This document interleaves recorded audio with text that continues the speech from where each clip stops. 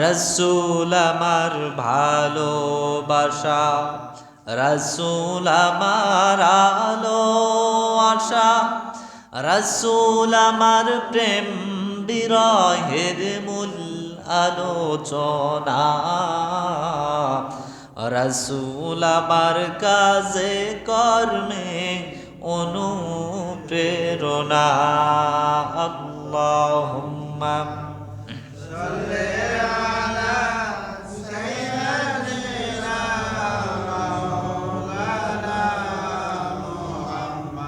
وعلى آل سيدنا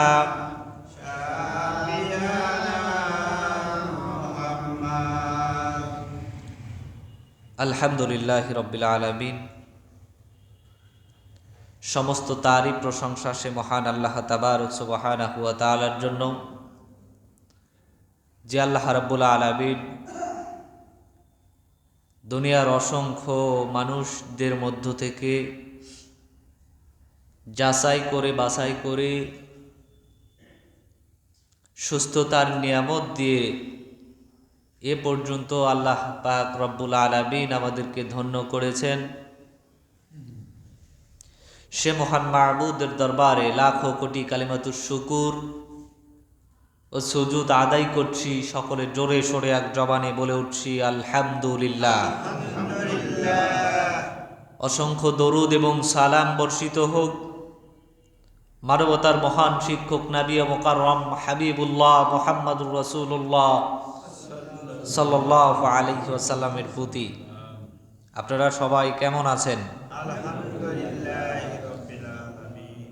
আলহামদুলিল্লাহি রাব্বিল আলামিন। আলহামদুলিল্লাহ, আল্লাহ রাব্বুল আলামিন আমাদেরকে দুনিয়াবী নিয়ামতগুলোর মধ্যে অন্যতম নিয়ামত সুস্থতার নিয়ামত দিয়ে ধন্য করেছেন। আল্লাহ চাইলে পারতেন এই মুহূর্তে আমাদেরকে হসপিটালের বারান্দায় রাখতে, ঠিক কিনা বলেন? গতকাল ওয়াজ শুনে কি খুব বেশি হয়ে গেছে নাকি? আজকে মসজিদে মুসল্লি আসতেই চাচ্ছে না, না ঘুমজাগ আছে সেই ঘুমের কাজা তুলতেছে মনে হয়। আসুন আমরা সামান্য কয়েক মিনিট কথা শুনব। গত জুমায় আমরা পবিত্র কোরআনুল কারিমের অন্যতম একটি সূরা সূরাতুল কাহাফের সামান্যতম ভূমিকা আলোচনা করেছিলাম। সেই কাহাফ থেকেই সামান্য কিছু কথা আমরা শোনার চেষ্টা করব। সকলে পড়ি ইনশাআল্লাহ। ইনশাআল্লাহ। আমরা শুনছিলাম যে সেই সময় একজন জালিম বাদশাহ ছিল, জর্ডানের রাজধানী আম্মান শহরের, যার নাম হচ্ছে বাদশাহ দাকিয়ানুস। সে জালেম বাদশার মধ্যে অন্যতম একজন বাদশাহ। সূরা কাহাফের ফজিলত সম্পর্কে আমরা শুনছিলাম এবং পূর্বের সূরার সঙ্গে রিলেটিভ কিছু বিষয় আমরা শুনছিলাম। এবং সূরা কাহাফ আল্লাহ রাব্বুল আলামিন নবী মুহাম্মদুর রাসূলুল্লাহ সাল্লাল্লাহু আলাইহি ওয়াসাল্লামের উপরে কেনই বা নাজিল করে দিলেন, কোন ঘটনার পরিপ্রেক্ষিতে নাজিল করে দিলেন, সেই কথাগুলো আমরা শুনছিলাম। তারই ধারাবাহিকতায় আজকে মূলত আল্লাহ রাব্বুল আলামিন সূরা কাহাফে কাহাফবাসী বা গুহাবাসীর কথা উল্লেখ করেছেন। আসলে সেই গুহাবাসীর অধিকারী কারা জানার দরকার আছে না নাই? আল্লাহ রাব্বুল আলামিন বলছেন, আম হাসিবতা আন্না আসহাবাল কাহফি ওয়ার রাকিমি কানু মিন আয়াতিনা আজাবা। জোরে বলুন আল্লাহু আকবার। আল্লাহ রাব্বুল আলামিন নবী মুহাম্মদুর রাসূলুল্লাহ সাল্লাল্লাহু আলাইহি ওয়াসাল্লামকে বলছেন, আম হাসিবতা, আপনি কি মনে করেন নাই, ধারণা করেন নাই, আন্না আসহাবাল কাহফ, ওই গুহাবাসীদের ঘটনা, ওয়ার রকিম, এবং রকিমের ওই ঘটনা, কানু মিন আয়াতিনা আজাবা, যে ঘটনা ছিল আপনার কাছে যত ঘটনা আমি বর্ণনা করে দিয়েছি সেই ঘটনাগুলির মধ্যে বিস্ময়কর একটি ঘটনা। আল্লাহু আকবার। আল্লাহ রাব্বুল আলামিন নবী মুহাম্মদুর রাসূলুল্লাহ সাল্লাল্লাহু আলাইহি ওয়াসাল্লামকে প্রশ্ন করে বলেন, ইয়া রাসূলুল্লাহ, ইয়া হাবিবাল্লাহ, আপনার উপরে আমি আল্লাহ রাব্বুল আলামিন যত ঘটনা নাজিল করে দিলাম, বর্ণনা করলাম, তার মধ্যে এইটা কি আশ্চর্যজনক ঘটনা নয়? কি ঘটনা সেইটা? আমরা জানি সেই সময়ের জালেম বাদশা যার নাম হলো দাকিয়ানুস, জর্ডানের রাজধানী আম্মান শহর থেকে 60 কিলোমিটার দক্ষিণ পূর্বে অবস্থিত মান্দালুজ নামক পাহাড়ের হাইজুব নামক যেই গুহা, সেই গুহার মধ্যে 7 জন যুবক অবস্থান নিয়েছিল। চিৎকার করে বলবেন, যুবকের সংখ্যা কয়জন? 7 জন যুবক অবস্থান নিয়েছিল। কারণ কি? গুহার মধ্যে অবস্থান নেওয়ার কারণ কি? আল্লাহ রাব্বুল আলামিন ঘটনা বর্ণনা করে দিয়েছেন, সেই সময় যেই জালিম বাদশা ছিল নাম ছিল দাকিয়ানুস। এই জালিম বাদশার বৈশিষ্ট্য ছিল 3টা। চিৎকার করে বলবেন, বৈশিষ্ট্য কয়টা? আরো জোরে। 3টা বৈশিষ্ট্য। 1 নাম্বার বৈশিষ্ট্য হচ্ছে এই বাদশা ছিল জালেম। 2 নাম্বার বৈশিষ্ট্য, সে হলো নিষ্ঠুর। এবং 3 নাম্বার বৈশিষ্ট্য, সে হলো মূর্তি পূজক। বৈশিষ্ট্য কয়টা? 3টা বৈশিষ্ট্য। কেমন জুলুম করেছিল!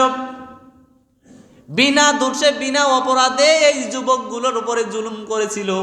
আর এমন নিষ্ঠুর ছিল, মানুষকে মারতে দ্বিধাবোধ করতো না।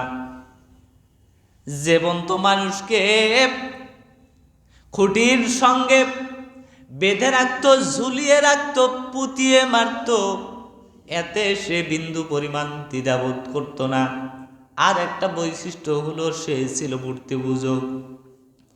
সে যখন জানলো আমার এই রাজ্যের মধ্যে, আমার এই দেশের মধ্যে এমন কতগুলো যুবক নাকি তারা মূর্তি পূজার বিরোধিতা শুরু করেছে, আমার এই রাজ্যের সকল লোক মূর্তি পূজা করে, অথচ তারা নাকি এই মূর্তি পূজা করতে চায় না। বাদশা দাকিয়ানুস খোঁজ করলেন, কারা সেই যুবক? এই 7 জন যুবককে আমার কাছে ডাকা হোক। যখন এই 7 জন যুবককে খোঁজ করে বাদশা দাকিয়ানুসের কাছে নিয়ে আসা হলো, বাদশা দাকিয়ানুস যখন তাদেরকে প্রশ্ন করে বলে, তোমরা কেন এই মূর্তিগুলোর পূজা করতে যাও না, ইবাদত করতে যাও না? তখন তারা বলেছিল, এইগুলো আমাদের রব হতে পারে না, বরং আমাদের রব যিনি আল্লাহ রাব্বুল আলামিন, তিনি। আল্লাহ রাব্বুল আলামিন কেমন হেদায়েতের নূর তাদের ভিতরে পৌঁছিয়ে দিয়েছিলেন! আল্লাহ রাব্বুল আলামিন যেই মানুষকে কেবল হেদায়েত দান করতে চান, পৃথিবীর কোনো মানুষ নাই হেদায়েতের পথ, হেদায়েতের নূর তার ভেতরে ঢুকিয়ে দিতে পারে একমাত্র আল্লাহ ছাড়া। আর আল্লাহ রাব্বুল আলামিন কেবল যাকে ইচ্ছা পোষণ করেন, তাকেই কেবল হেদায়েতের নূর দিয়ে ধন্য করে দেয়। এই 7 জন যুবককে সময় দিলেন, তোমরা চিন্তা ভাবনা করে দেখো, যদি তোমরা তোমাদের এই রবের ইবাদত থেকে যদি দূরে সরে না আসো, তোমাদের উপরেও চিরেই বিপদ আপদ আসতে পারে। এই 7 জন যুবক সিদ্ধান্ত গ্রহণ করলেন, এমন জালেম শাসক যদি আমরা তার কথা না শুনি, যখন তখন আমাদেরকে দুনিয়া থেকে বিদায় করে দিতে পারে। 7 জন যুবক পরামর্শ বৈঠক ডাকলো, পরামর্শ শেষে সিদ্ধান্ত গ্রহণ করলেন। এই মুহূর্তে আমাদের সামনে পথ খোলা আছে 2টা। কয়টা? 2টা। এই মুহূর্তে আমাদের সামনে পথ খোলা আছে 2টা। 1 নাম্বার পথ, আমরা যেইটার উপর, যেই রবের উপর ঈমান এনেছি, অবিচল থাকবো, ইস্তেকামাত থাকবো। এতে যদি প্রাণ চলে যায়, চলে যাবে, কোনো আফসোস নাই, শহীদ হয়ে চলে যাব। আল্লাহু আকবার। আর 2 নাম্বার, আমরা এই 7 জন যুবক যেহেতু সংখ্যায় আমরা কম, এই মুহূর্তে প্রকাশ্যে তাদের সামনে ইবাদত বন্দেগী করতে পারবো না। এই মুহূর্তে আমরা আত্মগোপনের পথ বেছে নিতে পারি। পথ খোলা কয়টা? এক, আল্লাহর প্রতি অবিচল বিশ্বাস আস্থা রেখে জীবন দিয়ে শাহাদত বরণ করে নিতে পারি। দুই, সংখ্যায় যেহেতু আমরা কম, 7 জন, প্রকাশ্যে ইবাদত করতে পারছি না, এই যে জালেম শাসকের শাসক, সুতরাং আত্মগোপন করা যেতে পারে। সিদ্ধান্ত গ্রহণ করলেন আত্মগোপন করার জন্য। রাজ্য ছেড়ে রাতের আধারে রওনা করলেন, আর আল্লাহ রাব্বুল আলামিনের উপর ভরসা করে আল্লাহ রাব্বুল আলামিনের কাছে সাহায্য চাইলেন। আল্লাহ রাব্বুল আলামিন বলছেন, ইযা আওয়াল ফিতিয়াতু ইলাল কাহফি ফাকালু রাব্বানা আতিনা মিন লাদুনকা রাহমাতাও ওয়া হায়্যি লানা মিন আমরিনা রাশাদা। জোরে বলুন আল্লাহু আকবার। আল্লাহ রাব্বুল আলামিন বলছেন, ইযা আওয়াল ফিতিয়াতু, সেই যুবকরা আশ্রয় গ্রহণ করেছিল ইলাল কাহাফ, একটা গুহার ভিতরে। ফাকালু, তারপরে তারা তার রবের কাছে বলল, ও রাব্বানা আতিনা, এ আমাদের রব, আমাদেরকে দান করুন, মিল্লাদুনকা, আপনার পক্ষ থেকে, ও রহমাতা, আপনার পক্ষ থেকে পাঠানো রহমত, ওয়া হায়্যি লানা মিন আমরিনা রাশাদা, এবং আমরা যে সকল কার্যক্রম করতেছি, আমাদের এই সকল কাজকর্মকে আপনি সহজ করে দেন। যুবকরা কার উপরে আস্থা রেখেছে? আরো জোরে বলেন। সংখ্যায় কয়জন? তাফসিরে ইবনে কাসিরের বর্ণনা, এই সংখ্যাটা নিয়ে অনেক মতভেদ আছে। কেউ বলেছেন 9 জন, কেউ বলেছেন 6 জন, কেউ বলেছেন 7 জন। এই 7 জন যুবকই শুধু না, তাদের সঙ্গে একটা কুকুরও ছিল। কি ছিল? গুহার মধ্যে যখন অবস্থান নিলেন, সফর করে আসার পরে ক্লান্ত অনুভব করছেন, নিজেরা বিশ্রাম নেওয়ার জন্য শুয়ে পড়লেন। সঙ্গে যে কুকুরটা ছিল, এত চেষ্টা করেছে এই কুকুরটাকে তাড়িয়ে দেওয়ার জন্য, কিন্তু কুকুরটাকে তাড়াতে পারে নাই। যখন পারে নাই, আর কিছু বলে নাই, কুকুরটা ওই গুহার মুখে এবার গিয়ে পা দুইটা সামনের দিকে দিয়ে, এইবার কুকুরটা গুহার মুখে যখন বসেছিল, বাহির থেকে কোনো মানুষ দেখলে মনে করবে নিশ্চয় সে এদেরকে পাহারা দিতেছে। আমরা কি দেখি, আমাদের আশেপাশে যখন কুকুর থাকে, দেখি যে খড়ের পালা, গুদা, ছাই, এগুলোতে শুয়ে থাকে, একবারে লেটে পেটে, কাল্লা টাল্লা সব কিছু মাটির সঙ্গে লেটে পেটে দিয়ে শুয়ে থাকে। কিন্তু এই কুকুর দুইটা সামনের পা দুইটা সামনের দিকে দিয়ে কাল্লা এরকম করে খাড়া করে দিয়েছিল। যুবকরা গুহার ভিতরে বিশ্রাম নেওয়ার উদ্দেশ্যে, ক্লান্ত শরীর, শ্রান্ত, খর্মাত্ম, পেরেশান হয়ে আসছে, একটু ঘুম চলে আসছে।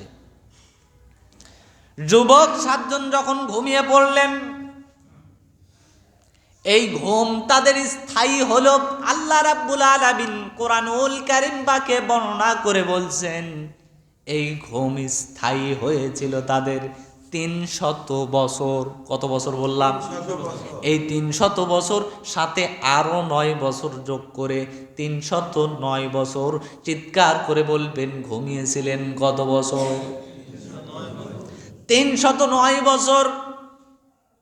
আল্লাহ রাব্বুল আলামিন এক ঘুমের ভিতরে 309 বছর কাটিয়ে দিলেন। আল্লাহু আকবার। সেই মহান আল্লাহ রাব্বুল আলামিনের কেমন ক্ষমতা একটু অনুভব করার চেষ্টা করেন। উপর দিয়ে ঝড় গেছে, তুফান গেছে, ঘূর্ণিঝড় গেছে, সাইক্লোন, টর্নেডো, সব কিছু চলে গেছে।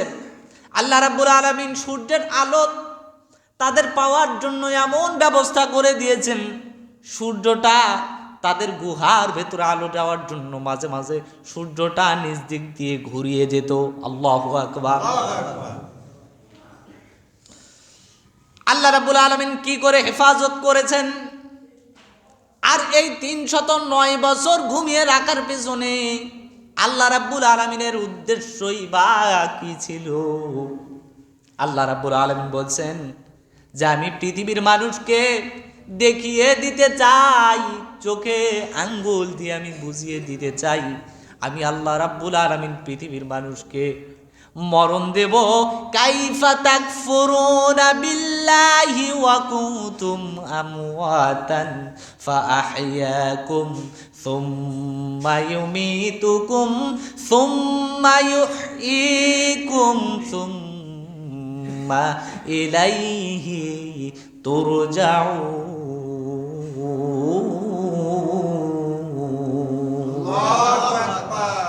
হে মানুষেরা, তোমরা কিভাবে অস্বীকার করছো তোমার রবকে, যিনি আল্লাহ রাব্বুল আলামিন। তোমরা তো ছিলে মৃত। কি ছিলাম আমরা? মৃত ছিলে। আল্লাহ রাব্বুল আলামিন তোমাদেরকে জীবন দিয়ে জীবিত করে এই পৃথিবীতে প্রেরণ করে দিয়েছেন। এরপরে আল্লাহ রাব্বুল আলামিন তোমাদেরকে আবার মৃত দান করবেন। এরপরে কবরে যাওয়ার পরে আল্লাহ রাব্বুল আলামিন তোমাদেরকে সর্বশেষ আবার জীবিত করবেন, যাকে বলা হয় ইয়াউমুল আখিরাতের দিবস। আল্লাহু আকবার। তার মানে মরার পরে আমাদেরকে আবার জীবিত হওয়া লাগবে কিনা? কথা বলেন। এই বিশ্বাস যাদের ভেতরে নাই, আমাদের মুসলমানদের মধ্যে নিজেকে ইমানদার দাবি করে অনেকের মধ্যে, বাস্তবে এই বিশ্বাস নাই আল্লাহ রাব্বুল আলামিন আমাকে আবার জীবিত করতে পারেন, কবর থেকে আবার আমাকে জীবিত করবেন, হিসাব নিকাশের সম্মুখীন আমাকে হতে হবে। কথা বলেন না কেন? এইটা যারা বিশ্বাস করে না যে আমাদেরকে যদি কবরের মধ্যে রাখা হয়, কবরের এই মাটি আমাদেরকে গ্রাস করে ফেলবে, এরপরে আমাদেরকে আর কেউ পাকড়াও করতে পারবে না, ধরতে পারবে না, সব কিছু মাটির সঙ্গে মিশে গেল, আমাদেরকে আবার ধরবে কি? আমাদের থাকলোই বা কি? কথা বলেন না কেন? আল্লাহ রাব্বুল আলামিন বলছেন, হে পৃথিবীর মানুষেরা, তোমরা শুনে নাও, আমি আল্লাহ রাব্বুল আলামিন ওই 7 জন যুবকের দিকে যদি তাকাও, 309 বছর পর্যন্ত যদি তাদেরকে ঘুমিয়ে রেখে আমি আল্লাহ রাব্বুল আলামিন যদি তাদেরকে আবার জীবিত করতে পারি, তাহলে আমি আল্লাহ রাব্বুল আলামিন কবরে যাওয়ার পরে তোমাদের অস্তিত্ব বিলীন হয়ে যাওয়ার পরেও আমি আল্লাহ রাব্বুল আলামিন আবার তোমাদের সেই সকল হাড় থেকে তোমাদের দেহ গঠন করতে পারি। ক্ষমতা কার? আল্লাহর। আল্লাহ রাব্বুল আলামিন 309 বছর পরে যখন এই যুবকদেরকে যখন জাগালেন, ঘুমটা যখন ভাঙালেন, আল্লাহ রাব্বুল আলামিন বলছেন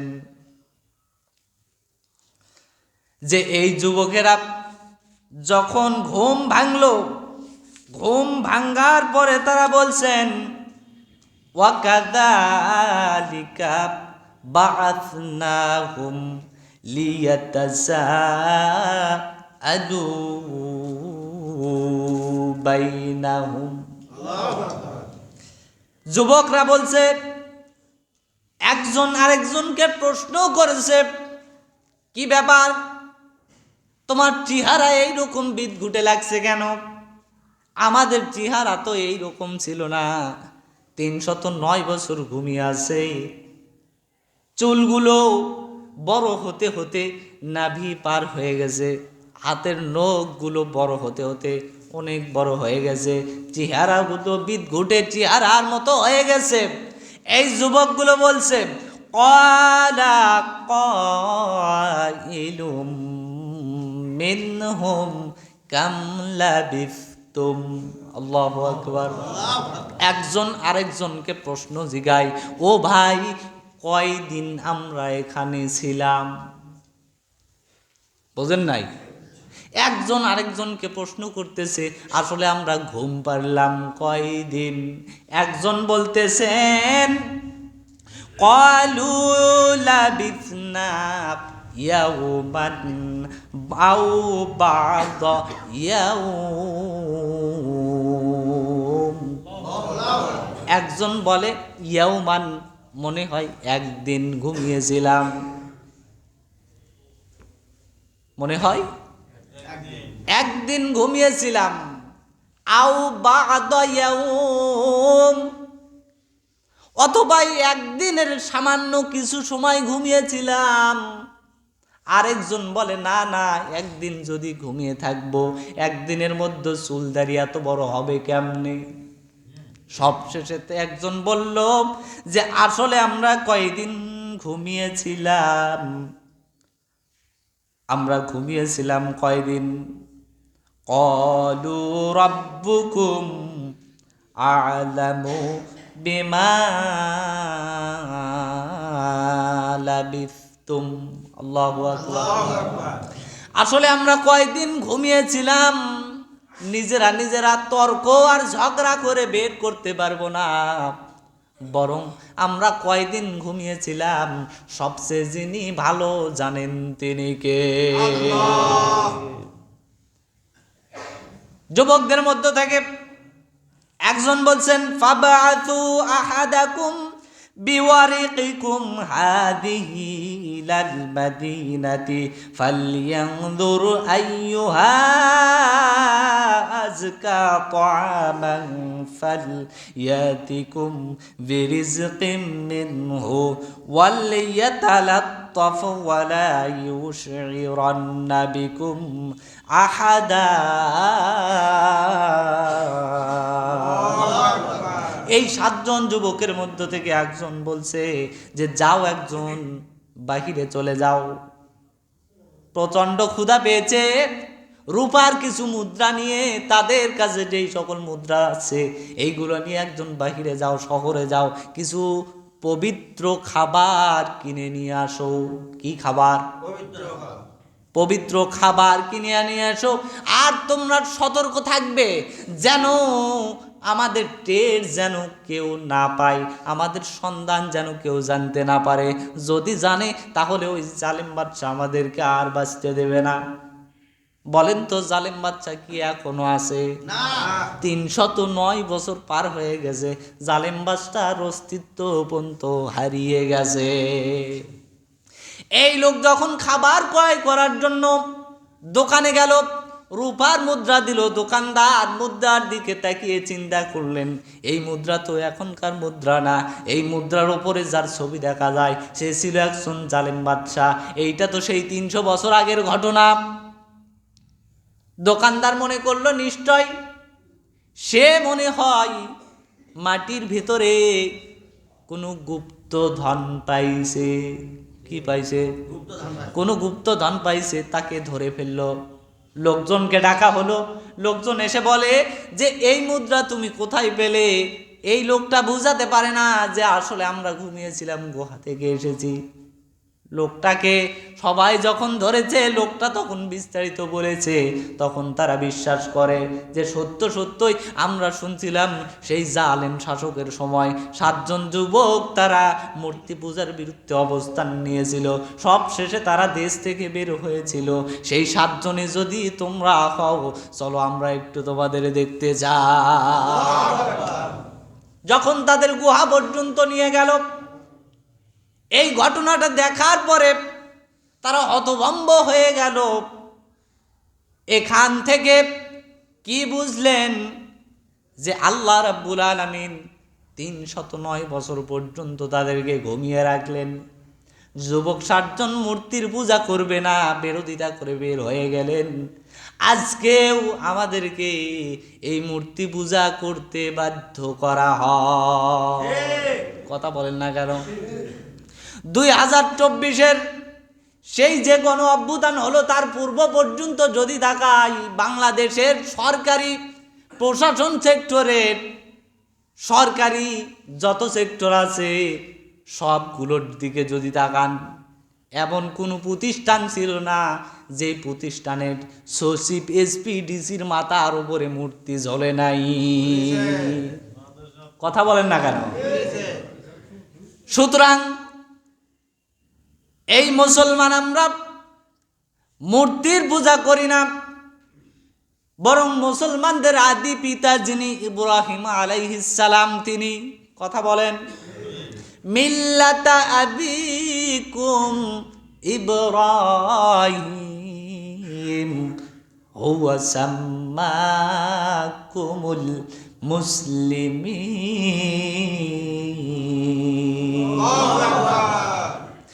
এই নবী ইব্রাহিম আলাইহিস সালাম মূর্তি পূজা করতে আসে নাই, বরং মূর্তিকে ভেঙে টুকরো টুকরো করে দিয়েছেন। সেই নবী ইব্রাহিমের রুহানি সন্তান আমরা মূর্তির কাছে মাথা নত করতে পারি না, বরং মূর্তি যেখানে থাকবে মূর্তির বিরোধিতা নবী ইব্রাহিমের রুহানি সন্তানরা কিয়ামত পর্যন্ত করবে। হাজারো ষড়যন্ত্র হবে, ঈমানের পথে থাকলে আপনার প্রতি জুলুম হবে, অন্যায় হবে, অবিচার হবে। ঈমানের উপর অবিচল থাকতে গেলে মাঝে মধ্যে ঘর ছাড়া হতে পারে, ঘর ছাড়া হতে পারে, বাড়ি ছাড়া হতে পারে, স্ত্রী পরিবার স্বজন হারাও হতে পারে। কথা বলেন না কেন? সুতরাং ঈমানের পথে যারা অবিচল থাকবে তারা কখনো ভয় করে না। আর এক শ্রেণী থাকবে সব সময় তাদের বিরোধিতা করবে। কথা বলেন। আজকেও বাংলাদেশে এই বিরোধিতা করার কারণে মুসলমানরা সবচাইতে দুর্বল হয়ে আছে। মুসলমানদের মধ্যে ঐক্য নাই। আমি আপনি মুসলমান, অথচ ভ্রাতৃত্বের বন্ধন আমাদের মধ্যে নাই। একজন হুজুর হয়ে আর একজন হুজুরের বিরোধিতা আছে না নাই? কথা বলেন না কেন? সাধারণ মানুষের মধ্যে যেই দ্বন্দ্ব আর বিরোধিতা নাই, তার চাইতে বরং শত গুণ বেশি হুজুরদের মধ্যে বিরোধিতা চলছে। এক শ্রেণীর হুজুর আরেক শ্রেণীর হুজুরদেরকে দেখতে পারে না।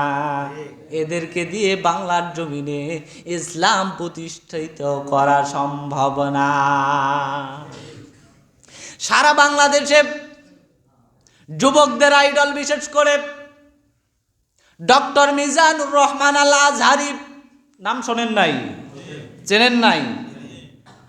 দলমত নির্বিশেষে সবাই যখন তাকে ভালোবাসে, এই হুজুরের বিরোধিতা করার জন্য আজ থেকে 5 বছর পূর্বে যিনি বাংলাদেশে ওয়াজ করেছিলেন, সর্বশেষ 5 বছর পরে মালয়েশিয়া থেকে এসে নতুন করে আবার যখন বাংলাদেশে আলোচনা শুরু করেছে, এক শ্রেণীরা আবার বিরোধিতা করা শুরু করেছে। কথা বলেন ঠিক কিনা? এই গত 2 দিন আগে সুন্নি নামের এক ভণ্ড, সাদিকুর রহমান নাম, সে বলেছে মিজানুর রহমান আল আজহারি মুহাম্মদ সাল্লাল্লাহু আলাইহি ওয়াসাল্লামের ব্যাপারে বাজে মন্তব্য করেছেন। সে শব্দ চয়ন করতে এমন শব্দ চয়ন করেছেন যেইটা নবী মুহাম্মদুর রাসূলুল্লাহ সাল্লাল্লাহু আলাইহি ওয়াসাল্লামের সাথে মানানসই না। এমনকি সে বলেছেন যে তার ঈমান নাই, এবং সে ঘোষণা করে দিয়েছেন যে এই মিজানুর রহমান আল আজহারিকে যেই ব্যক্তি হত্যা করে গর্দান থেকে মাথাটা আলাদা করে 3 টুকরো করে এনে দিতে পারবে, আমি তাকে 10 লক্ষ টাকা পুরস্কার দেব। কয় লক্ষ? কথা বলেন। আজহারির মাথার দাম কি এতই কমে গেছে? 10 লক্ষ টাকা দিয়ে মানুষেরা তাকে কতল করবে, হত্যা করবে। তার জেনে থাকা দরকার দলমত নির্বিশেষে সারা বাংলাদেশে কোটি জনতা ডক্টর মিজানুর রহমান আল আজহারিকে ভালোবাসে। কথা বলেন না কেন? সে একজন মুসলমান আর একজন মুসলমান হয়ে কিরকম করে এইরকম মন্তব্য করতে পারে? আমরা প্রশাসনের কাছে অভিযোগ দিতে চাই, অনতি বিলম্বে এই জানোয়ারটাকে গ্রেফতার করে আইনের আওতায় আনা হোক। নতুবা বাংলার জনগণ যদি ক্ষেপে ওঠে, বাংলার জনগণ যদি ক্ষেপে যায়, তাহলে বাংলার জনগণরাই নিজের হাতে কিন্তু আইন তুলে নিতে বাধ্য হবে। দলমত নির্বিশেষে যেই ডক্টর মিজানুর রহমান আল আজহারি মানুষের হৃদয়কে কেড়ে নিয়েছেন, তোমরা হিংসা করে কি করবে? হেরে যাবে তোমাদের হিংসা, জিতে যাবে আমাদের ভালোবাসা। কথা বলেন। সুতরাং আল্লাহ রাব্বুল আলামিনের পরিকল্পনা উত্তম পরিকল্পনা। পৃথিবীর সব মানুষ যদি কোনো মানুষের বিরোধিতা করে, আর আমার আল্লাহ রাব্বুল আলামিন যদি তাকে প্রতিষ্ঠিত করে, পৃথিবীর সব মানুষের কলা কৌশল ব্যর্থ হয়ে যাবে, আমার আল্লাহ রাব্বুল আলামিনের সিদ্ধান্তই বাস্তবায়ন হবে। সুতরাং ঈমানের পথে থাকব। সংখ্যায় যদি কমও হয়, আমাদের সাহায্য করবেন যিনি, তিনি কে? আল্লাহ। সুতরাং সেই আল্লাহর উপর অবিচল বিশ্বাস থেকে এক চুল পরিমাণ নড়ব না। সকলে পড়ি ইনশাআল্লাহ। যতটুকু কথা বললাম, আল্লাহ রাব্বুল আলামিন আমাদেরকে নিজেদের ব্যক্তি জীবনে আমল করার মন মানসিকতা এবং তৌফিক দান করুন। সকলে পড়েন আল্লাহুম্মা আমিন। সুবহানাকাল্লাহুম্মা ওয়া বিহামদিকা আশহাদু আল্লা ইলাহা ইল্লা আনতা আস্তাগফিরুকা ওয়া আতুবু